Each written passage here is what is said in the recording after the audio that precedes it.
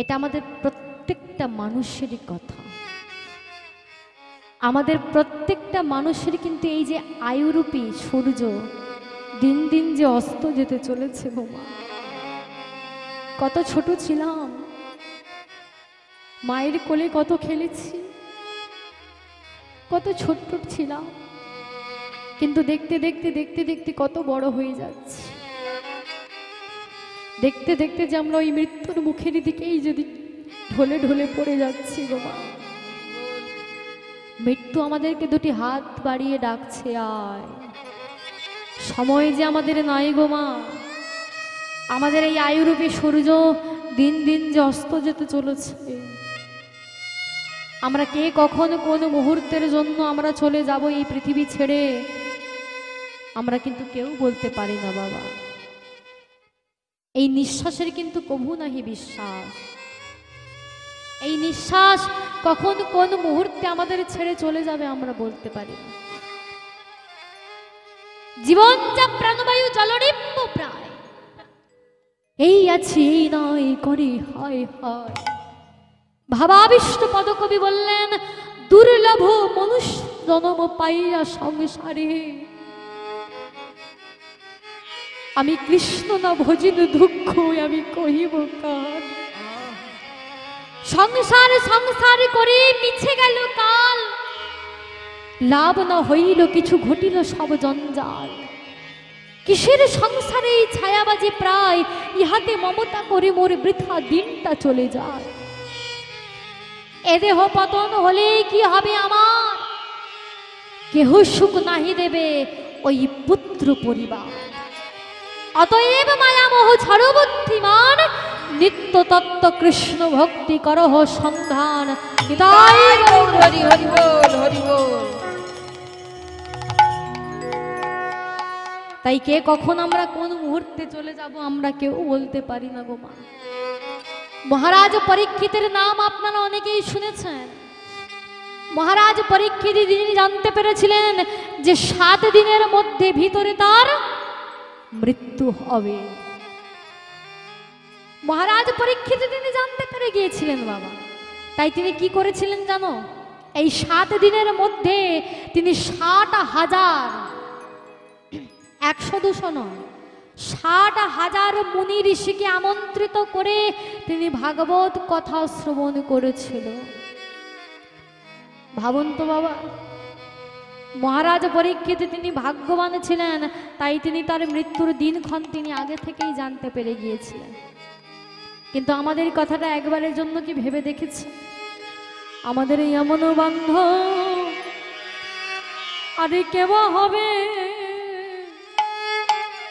আমাদের,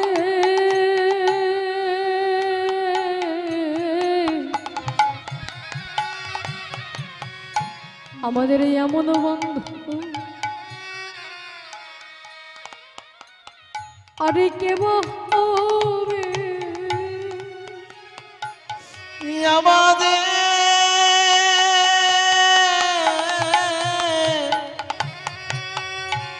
মনে বান্ধ আরে কেবা হবে যিনি মরণের দে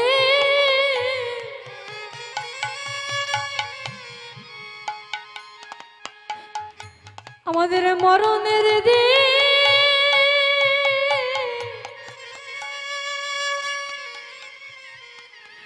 সে জানাইয়ে দেবে।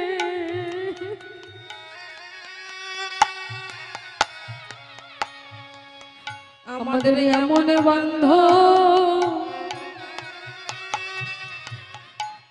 আরে কেবা হবে আমাদের মরণের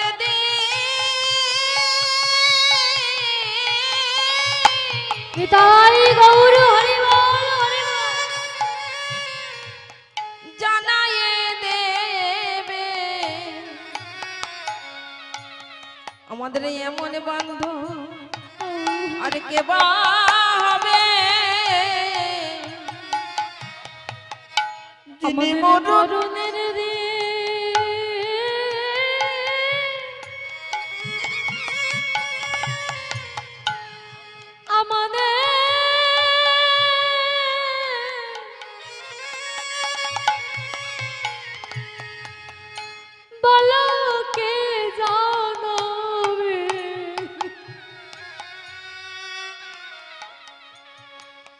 আমাদের মনে বাধ্য হে গিরিধারী কে বা হবে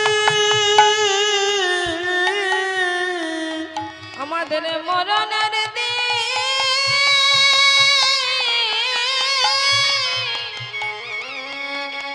জানাইয়ে দেবে আমাদের এমন বন্ধু আর কে বা হবে যিনি মর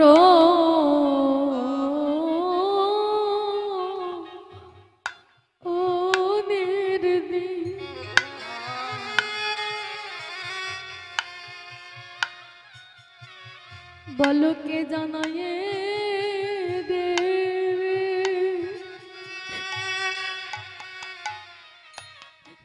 আমাদের এমন আর কে বা হবে যিনি মননে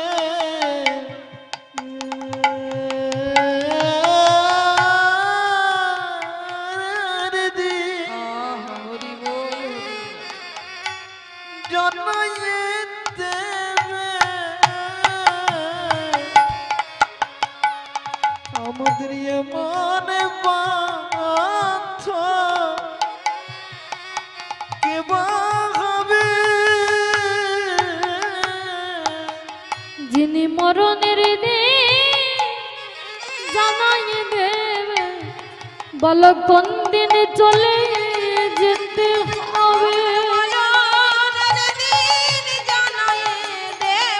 বলে দাও কোন দিনে চলে যেতে হবে আমাদের মরণের দিন জানাইয়ে দেবে বল কোন দিনে চলে যেতে আমাদের মরণের দিন জানাইয়ে দেবে আমাদের কোনো দিনে চলে যেতে হবে আমাদের মরণের দিন জানাইয়ে দেবে আমাদের কোনো দিনে চলে যেতে হবে আমাদের মরণের দিন জানাইয়ে দেবে আমাদের কোনো দিনে চলে যেতে হবে আমাদের মরণের দিন জানাইয়ে দেবে আমাদের কোন দিনে চলে যেতে হবে তাই কোন বলি দিনে চলে যেতে হবে মরণের দিন জানাইয়ে দেবে কোন দিন চলে যেতে হবে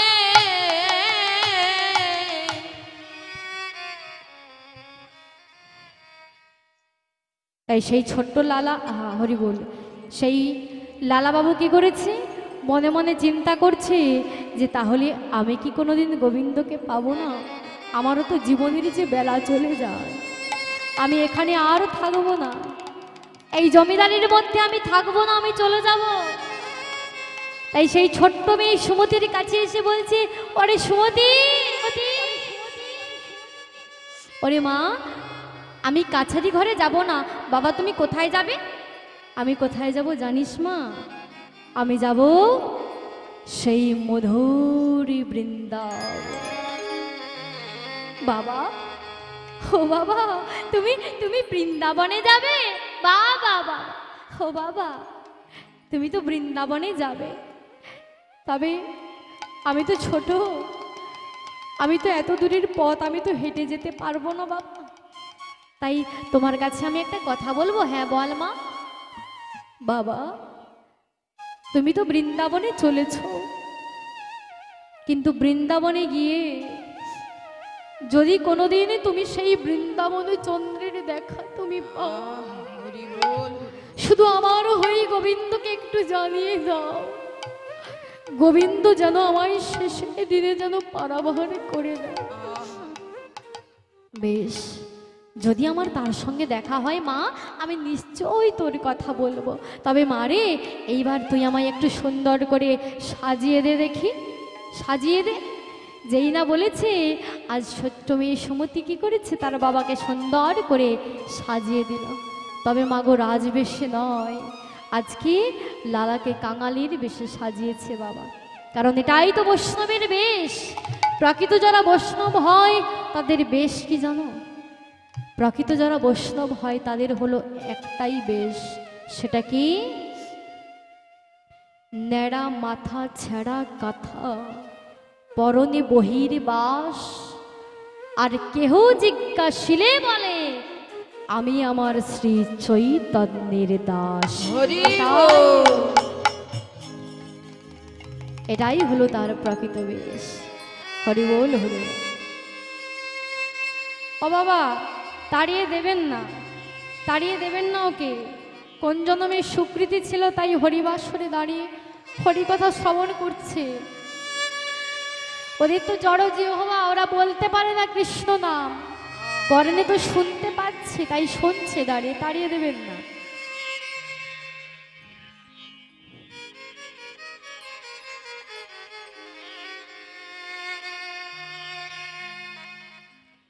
তাই যেই না সুন্দর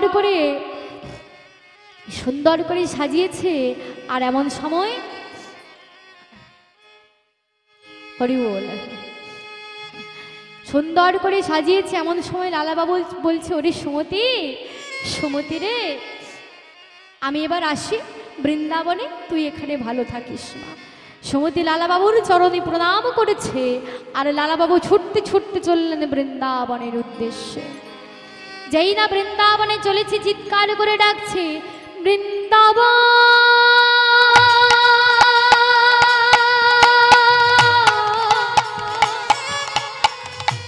বৃন্দাবন,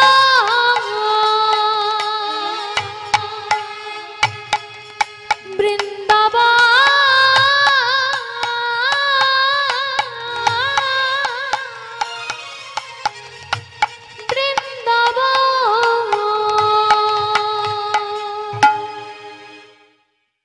যেই না লালাবাবু বৃন্দাবনে এসে গেছে, এমন সময় বৃন্দাবনে দেখতে পেল ব্রজ মায়েরা বড় করে ঘুমটা দিয়েছে, এই এত বড় করে ঘুমটা দিয়েছে।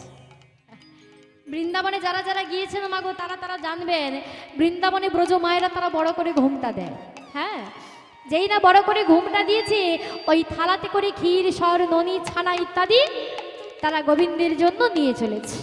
আর যেই না নিয়ে চলেছে, এমন সময় লালাবাবু জিজ্ঞাসা করছে মা, ও মা, তোমরা কোথায় যাচ্ছ?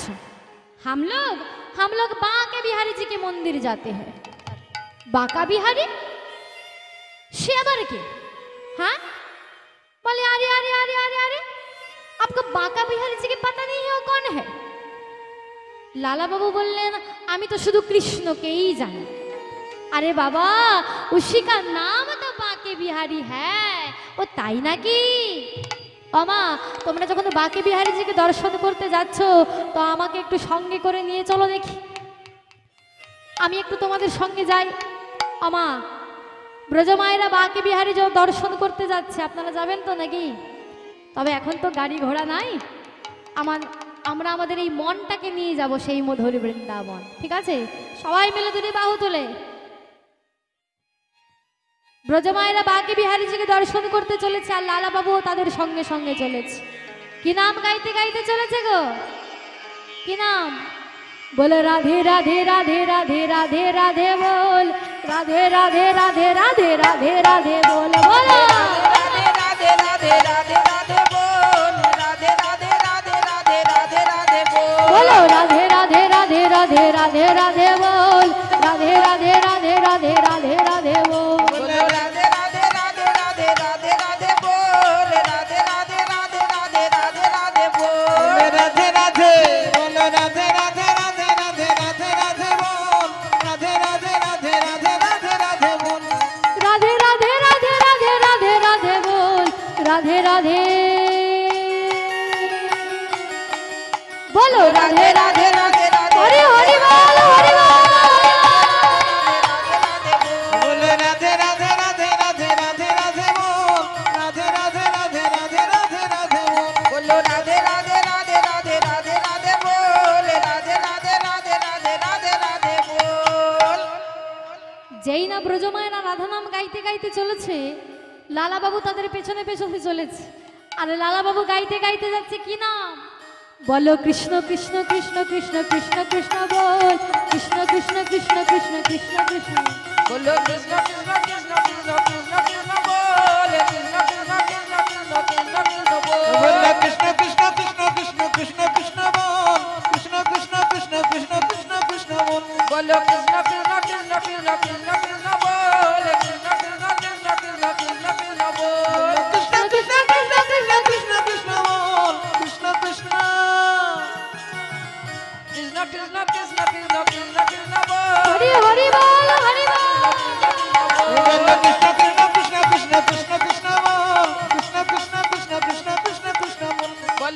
কৃষ্ণ কৃষ্ণ কৃষ্ণ কৃষ্ণ কৃষ্ণ বল কৃষ্ণ কৃষ্ণ কৃষ্ণ কৃষ্ণ কৃষ্ণ কৃষ্ণ বল। এই দাঁড়া, মাথা খারাপ হয়ে গেছে, একদম মাথা খারাপ হয়ে গেছে। এই তুমি বৃন্দাবনে এসে কৃষ্ণ কৃষ্ণ করছো কেন? হ্যাঁ, একদম মাথা গেছে? হার নাড়ছে দেখো, মাথা খারাপ হয়ে গেছে। বলছে না, আমার মাথা খারাপ হয়নি। কারণ তুমি কি এই প্রথম এসেছো বৃন্দাবনে? ও, তার জন্য বুঝতে পেরেছি। এই শোনো, ভালো করে কান খুলে শোনো, এটা রাধারানীর দেশ, ঠিক আছে? এখানে রাধে রাধে বলতে হবে, এখানে কৃষ্ণ কৃষ্ণ বলা যাবে না। যেই না বলেছে এমন সময় লালা বাবু বলছে, ও এই জন্য আমার মাথা খারাপ হয়ে গেছে। আচ্ছা বলুন তো মায়েরা, রাধাকে কৃষ্ণকে ছাড়া না কৃষ্ণ রাধাকে ছাড়া? কেউ কাউকে ছাড়া নয়। যদি বলতেই হয় তাহলে কি বলবো? একসঙ্গে বলবো। কি বলবো? রাধে কৃষ্ণ রাধে কৃষ্ণ রাধে কৃষ্ণ বল, রাধে কৃষ্ণ রাধে কৃষ্ণ রাধে কৃষ্ণ বল, রাধে রাধে কৃষ্ণ রাধে কৃষ্ণ বল রাধে কৃষ্ণ রাধে কৃষ্ণ রাধে কৃষ্ণ বল রাধে কৃষ্ণ রাধে কৃষ্ণ রাধে কৃষ্ণ বল, রাধে কৃষ্ণ রাধে কৃষ্ণ রাধে কৃষ্ণ বল, রাধে কৃষ্ণ রাধে কৃষ্ণ রাধে কৃষ্ণ বল রাধে কৃষ্ণ রাধে কৃষ্ণ রাধে কৃষ্ণ বল রাধে কৃষ্ণ রাধে কৃষ্ণ রাধে কৃষ্ণ বল, রাধে কৃষ্ণ রাধে কৃষ্ণ রাধে কৃষ্ণ রাধে কৃষ্ণ বল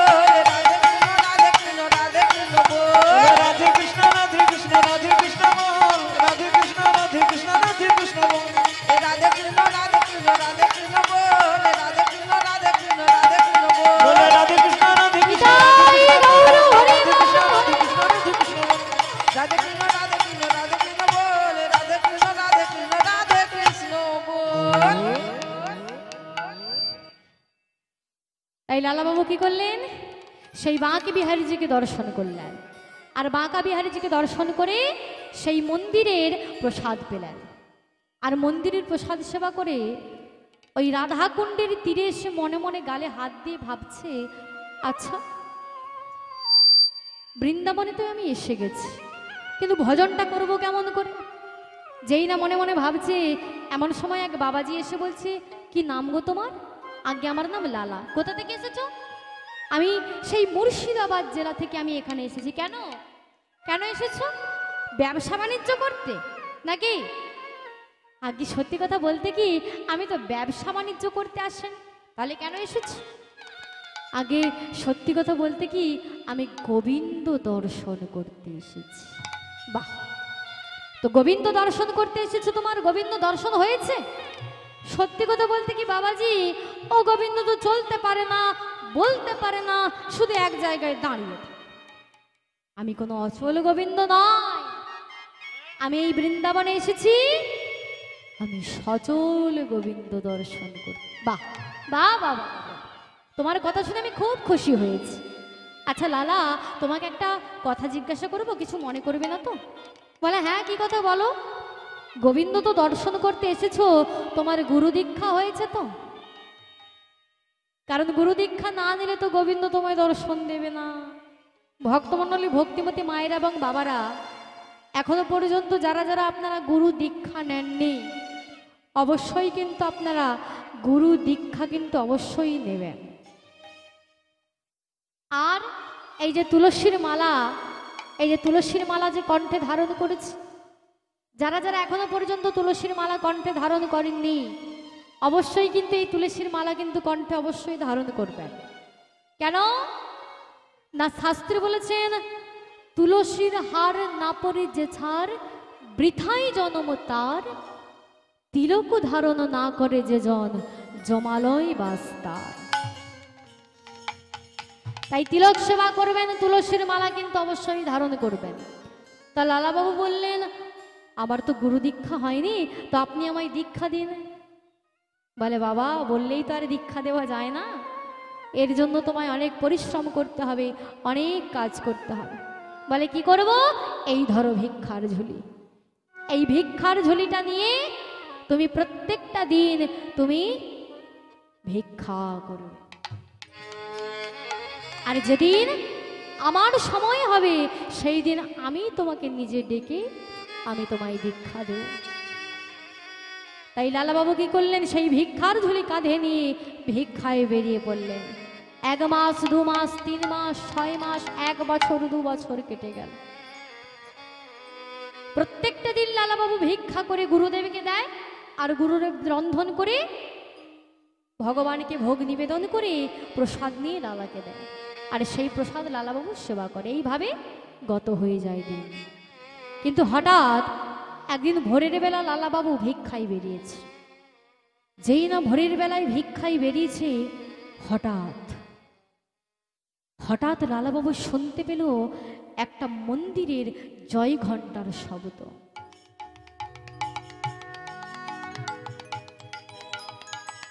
যেই না জয় ঘণ্টার শব্দটা শুনতে পেয়েছে, যেই না জয় ঘণ্টার শব্দ শুনতে পেয়েছে, মনে মনে চিন্তা করলো, কি আমি তো বৃন্দাবনে সব মন্দিরের প্রসাদ সেবা করেছি, কিন্তু এই গিরি গোবর্ধনধারীর মন্দিরের প্রসাদ তো আমি কোনোদিন সেবা করিনি। তাই আজকে আমি এই গিরি গোবর্ধনধারীর মন্দিরের প্রসাদ আমি সেবা করব। এই বলে মন্দিরের ভিতরে প্রবেশ করে পূজারীকে ডাক দিয়ে বলছি, পূজারী, ও পূজারী। যেই না পূজারী বাইরে বেরিয়ে এসেছে, বলে, হ্যাঁ গো, কি গো, আমায় ডাকছো কেন? তোমাকে তো প্রথম দেখছি, তোমার নাম কি গো? আগে পূজারী ঠাকুর, আমার নাম লালা। লালা, তুমি কোথা থেকে এসেছো? আমি সেই মুর্শিদাবাদ জেলা ছেড়ে আমি বৃন্দাবনে এসেছি। বলছিলাম কি, আমি তো বৃন্দাবনে সব মন্দিরের প্রসাদ সেবা করেছি, শুধু আপনার এই গোবর্ধনধারীর মন্দিরের প্রসাদটাই শুধু বাকি আছে। তো আমাকে একটু প্রসাদ দেবেন? দিন না, আমায় একটু প্রসাদ দিন। পূজারী বলল, লালা, এখনো তো মন্দিরের ভোগ নিবেদনই হয়নি, তো নিবেদন হয়ে যাক। আমি তোমাকে কথা দিচ্ছি, তুমি ওই গুহাটা যে দেখতে পাচ্ছ না, ওই দেখো অদূরে, ওই গুহার ভিতরে বসে বসে তুমি নাম জপ করো। আমি তোমায় কথা দিলাম, আমি নিজে হাতে করে তোমার জন্য প্রসাদ নিয়ে যাব। যেই না লালাবাবু গুহার ভেতরে বসে বসে নাম জপ শুরু করেছে, এদিকে পূজারী ঠাকুরই কি করেছে, ভোগ রন্ধন করে ভগবানকে নিবেদন করেছে। আর নিবেদন করবার পরে কিছুক্ষণ পরে মাটির ভাণ্ডে করে কিছুটা প্রসাদ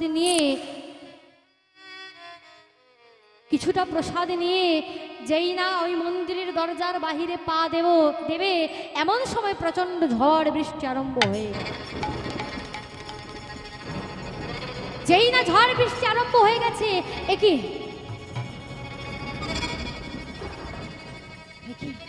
এই সময় ঝড় বৃষ্টি আরম্ভ হয়ে গেল। আমি লালার কাছে কেমন করে যাব? আচ্ছা ঠিক আছে, বৃষ্টিটা না হয় থেমে যাক, তারপরে আমি লালার কাছে যাব। কিন্তু মাগো, দেখতে দেখতে বৃষ্টি আর বন্ধ হলো না। আর যেই না বৃষ্টি বন্ধ হলো না, পূজারী ঠাকুর সেই মন্দিরের দরজায় চুপটি করে বসে রইলেন। দেখতে দেখতে দুপুর গড়িয়ে বিকেল হয়ে গেল, কিন্তু বৃষ্টি আর বন্ধ হলো না। যেই না বৃষ্টি বন্ধ হলো না, এদিকে মন্দিরের ভেতরে বসে আছে গিরিধারী গোপাল। সেই গিরিধারী গোপাল মনে মনে চিন্তা করছে, ভক্ত অভুক্ত অবস্থায় রয়েছে, তাই ভগবান পূজারীর বেশ ধারণ করে ওই সোনার থালাতে করে প্রসাদ নিয়ে বৃষ্টির মধ্যে ভিজতে ভিজতে লালা বাবুর কাছে এসে বলছে, লালা, কই গো লালা, এই দেখো আমি যে তোমার জন্য প্রসাদ এনেছি। যেই না লালা বাবু নয়নে মিলে তাকিয়েছে, হঠাৎ দেখতে পেলে পূজারীকে। একই পূজারী, আপনি ঝড় বৃষ্টির মধ্যে আপনি প্রসাদ আনতে গেলেন না? আমি যে আপনার কাছে রেডি হয়ে যাব, আপনি কেন এই ঝড় বৃষ্টির মধ্যে প্রসাদ আনতে গেলেন? ভগবান বলল, লালা, আমার চিন্তা করতে হবে না, তুমি শুধু প্রসাদ সেবা করো। এই বলে ভগবান ভক্তের হাতে থালাটা ধরিয়ে ভগবান আমার চলে গেলেন। আর এদিকে লালাবাবু প্রসাদটাকে সেবা করে বৃষ্টির জলে থালাটাকে ধৌত করে ওই পেছন দিকে রেখে দিয়েছে। আর এদিকে বৃষ্টিটা বন্ধ হয়ে গেছে। আর যেই না বৃষ্টি বন্ধ হয়েছে, এদিকে আসল পূজারী ঠাকুর মনে মনে চিন্তা করলো, যাক বৃষ্টি বন্ধ হয়েছে। এইবার আসল পূজারী ঠাকুর কি করেছে, ওই কিছুটা মাটির ভাণ্ডে করে প্রসাদ নিয়ে লালার বাবুর কাছে চলেছে। আর এসে বলছে, কই গো লালা, এই নাও ধরো, আমি তোমার জন্য প্রসাদ এনেছি, এই নাও। লালা বাবু যেই না নয়নে মিলে তাকিয়েছে, দেখতে পেল পূজারী ঠাকুরকে। এ কি পূজারী ঠাকুর, আরে আপনি তো এই একটু আগে আপনি বৃষ্টিতে ভিজতে ভিজতে আমার জন্য প্রসাদ এনেছেন, আপনি আবার কেন আমার জন্য প্রসাদ আনতে গেলেন? আমি তো আপনার কাছে দ্বিতীয়বার প্রসাদ চাইনি, আমি তো একবার প্রসাদে চেয়েছি। মনে মনে চিন্তা করছে, এই রে, জমিদারের ছেড়ে তো তাই বুঝি রাগ হয়ে গেছে। ও লালা, তুমি তো দেখলে কি বৃষ্টিটাই না হলো, তাই আমার দেরি হয়ে গেছে, আমাকে তুমি ক্ষমা করে দাও লালা, আমাকে তুমি ক্ষমা। আরে কি বলছেনটা কি? আমি তো বলছি আপনি আমার জন্য বৃষ্টির মধ্যে ভিজতে ভিজতে প্রসাদ এনেছেন, কেন এমন কথা বলছেন? যেই না লালা বাবু বারবার করে একই কথা বলছে, পূজারী ঠাকুর বলছে, মিথ্যেবাদী হয়ে কিনা বৃন্দাবনে এসেছো ভজন করতে, মিথ্যেবাদী কোথাকার, দূর হয়ে যাও, দূর হয়ে যাও। পূজারী ঠাকুর, আমি কিন্তু আপনাকে মিথ্যে কথা বলছি না, তো তুমি মিথ্যে কথা বলছো না কি আমি মিথ্যে কথা বলছি? পূজারী, আপনি মিথ্যে কথা বলছেন কি না তা আমি জানি না, কিন্তু আমি আপনাকে মিথ্যে কথা বলছি না। তো তুমি আমাকে মিথ্যে কথা বলছো না, তুমি আমাকে প্রমাণ দেখাতে পারবে? বলো বলো, তুমি আমাকে প্রমাণ দেখাতে পারবে কিনা? বলে, হ্যাঁ, আমি আপনাকে প্রমাণ দেখাবো। কি প্রমাণ দেখাবে গো? হ্যাঁ, যে থালাটাতে করে গিরিধারী গোপাল ভক্তের জন্য বৃষ্টিতে ভিজতে ভিজতে থালাতে করে প্রসাদ এনেছে, লালাবাবু যেই না সোনার থালাটা বের করে ওই পূজারীর হাতে দিয়েছে, পূজারী ঠাকুর চমকে উঠল। কি লালা, এ থালা তোমার কাছে এলো কি করে? বলো বলো, তোমার কাছে এ থালা এলো কি করে? পূজারী, আমি তো বলছি আপনি ওই ঝড় বৃষ্টির মধ্যে আপনি আমার জন্য থালাতে করে প্রসাদ এনেছেন। আমি আপনাকে মিথ্যা কথা বলছি না, সত্যি করে বলছি। যেই না লালাবাবু বারবার করে একই কথা বলল, পূজারী ঠাকুরের বুঝতে আর বাকি রইল না। লালা, আমি জানতে পেরেছি ওই গিরিধারী গোপাল তোমার জন্য বৃষ্টিতে ভিজতে ভিজতে তোমার জন্য প্রসাদ এনেছে। তুমি বড় ভাগ্যবান লালা, তুমি যে বড় ভাগ্যবান। যেই না বলেছে, লালা বাবু ছুটতে ছুটতে গুরুদেবের কাছে এসে বলছে, গুরুদেব, গুরুদেব,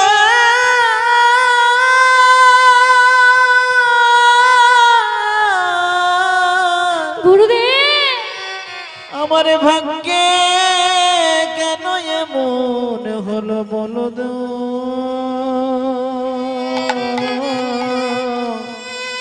গুরুদেব, তুমি তো দয়ালে গুরুদেব, আমায় বলে দাও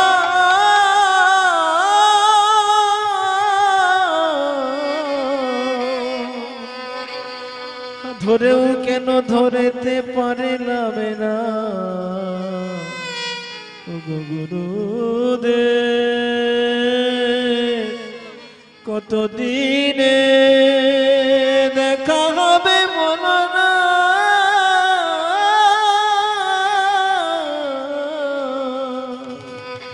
ওগো দয়া গুরুদেব। গুরুদেব, আজকে কি হয়েছে জানেন গুরুদেব?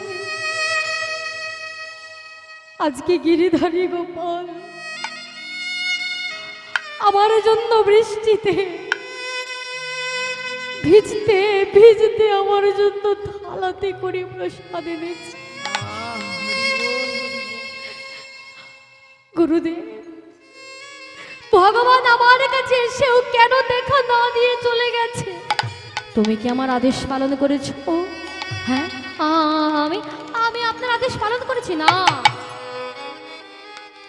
তোমাকে আমি বলেছিলাম বৃন্দাবনের প্রত্যেকটা দরজায় দরজায় ভিক্ষা করতে, সব দরজায় ভিক্ষা করলেও তুমি জগৎ শেঠের কাছে ভিক্ষা করো না।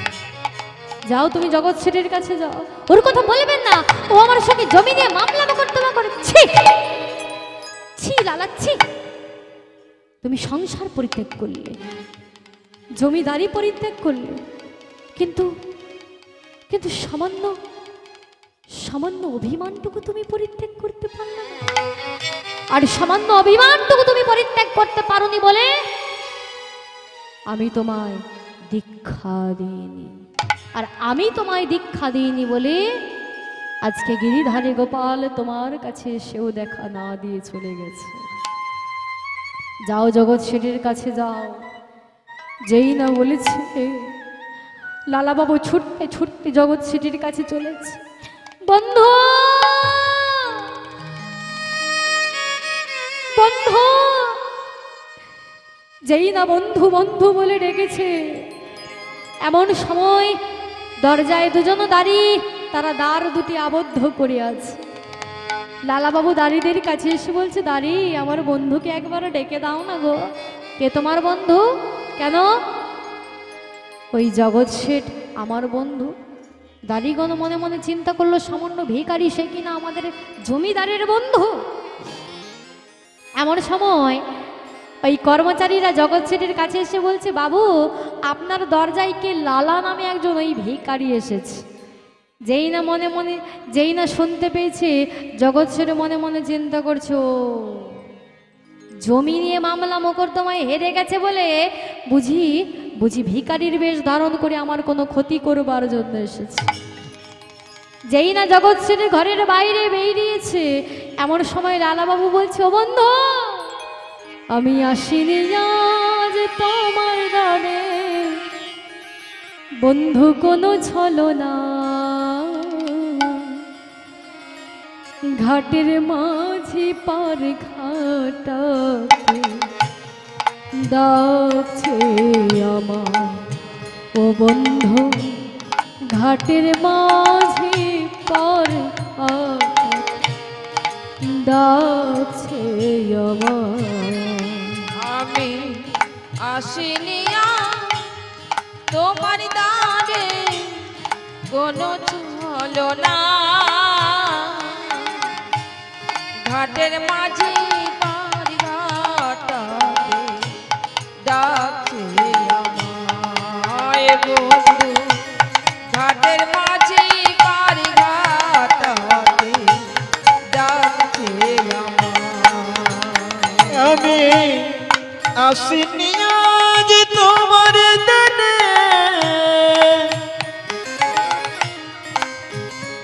বন্ধু কোনো চলো না,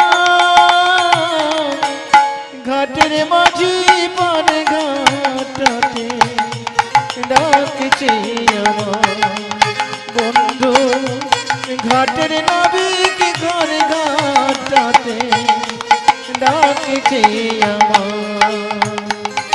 আমি আসিনি তোমার দ্বারে, কোনো ছলনা,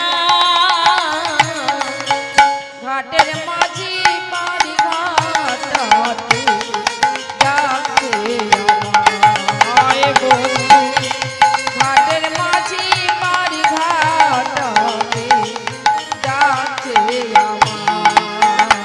ও বন্ধু রে,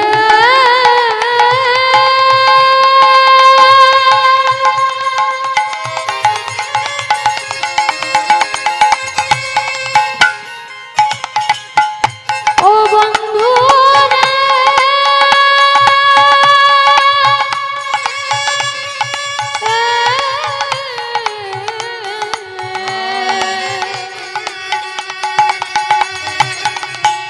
ও বন্ধু রে,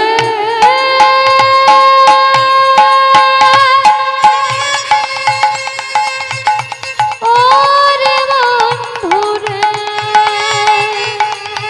বন্ধু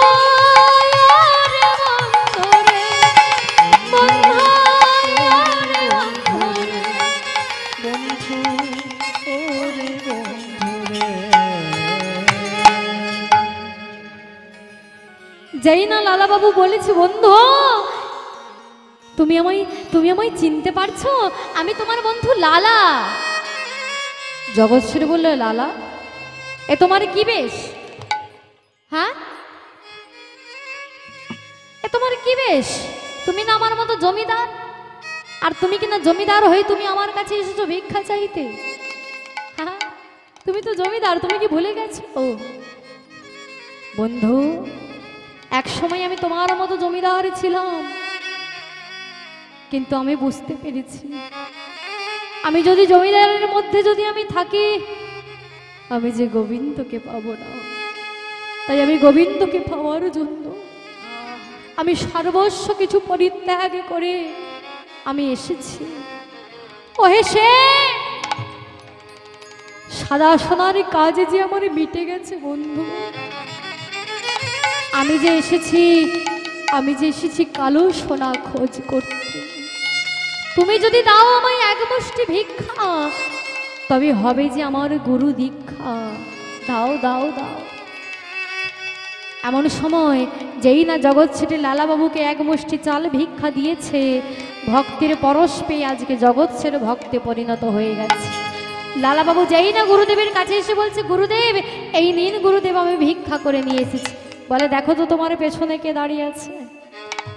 লালাবাবু যেই না পেছনে ঘুরে তাকিয়েছে, দেখতে পেল তার বন্ধু জগৎ ছেড়ে দাঁড়িয়ে আছে। লালা, এই জন্য আমি তোমাকে পাঠিয়েছিলাম।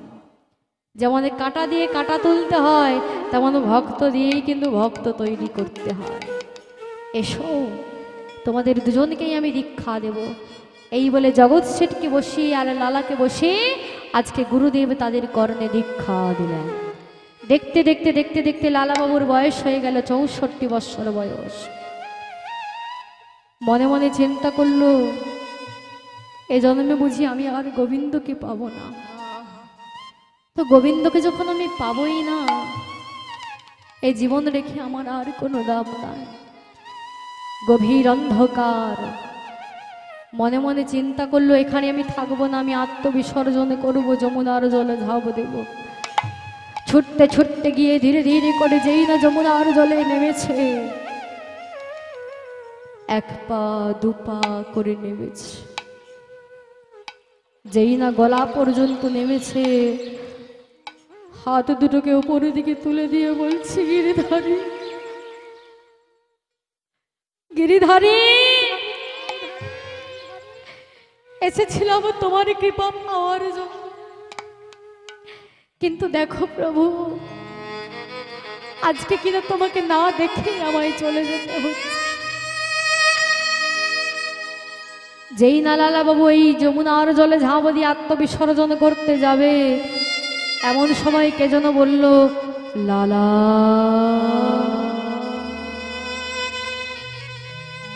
ও লালা, যাকে দেখবার জন্য তুমি এত কষ্ট করে এসেছো, তাকে তুমি না দেখেই চলে যাচ্ছ। দেখো, আমার দিকে একবার তাকাও। লালাবাবু মনে মনে চিন্তা করলো, বুঝি আমার বন্ধু জগৎ ছেড়ে এসেছে। না বন্ধু, আমি তোমায় দেখবো না, তুমি চলে যাও, আমি তোমায় দেখবো না। যাকে দেখবার জন্য তুমি এত কষ্ট করে এসেছো, তাকেই তুমি না দেখে চলে যাচ্ছ। একবার তুমি আমার দিকে দেখো, একবার তুমি আমার দিকে দেখো। যেই না পেছন ঘুরে তাকিয়েছে, দেখতে পেল তার বন্ধু জগৎ শেঠ নয়, এই জগতের যিনি শেঠ, অনাদি আদি শ্রী গোবিন্দ দাঁড়িয়ে আছে। নিতাই গৌর হরি হরি বল, হরি বল। যমুনার জল থেকে উঠে এসে গোবিন্দের চরণ দুখানা জড়িয়ে ধরে বলছে, গোবিন্দ, তুমি এসেছো, গোবিন্দ তুমি এসেছো। এতদিন পরে বুঝি তোমার করুণা হলো। লালা, তুমি আমার কাছে কিছু চাও? গোবিন্দ, আমি যে সাক্ষাৎ তোমার দর্শনে পেয়েছি, আর আমি কিছুই চাই না। তবে যদি কিছু দিতে চাও, তবে আমার ঘরে আমার ছোট্ট মেয়ে সুমতি আছে, তুমি শুধু একবার তাকে কৃপা করো। লালা, তুমি আমার কাছে কিছু চাওনি, কিন্তু আজ যে আমি ভগবান হই তোমার কাছে দু হাত পেতে ভিক্ষা চাইছি। তুমি আমাকে কিছু দাও। কি দেব? আমি যে জমিদার পরিত্যাগ করেছি, সংসার পরিত্যাগ করেছি, তোমাকে দেওয়ার মতো আমার কি আছে গোবিন্দ? আমি কি দেব?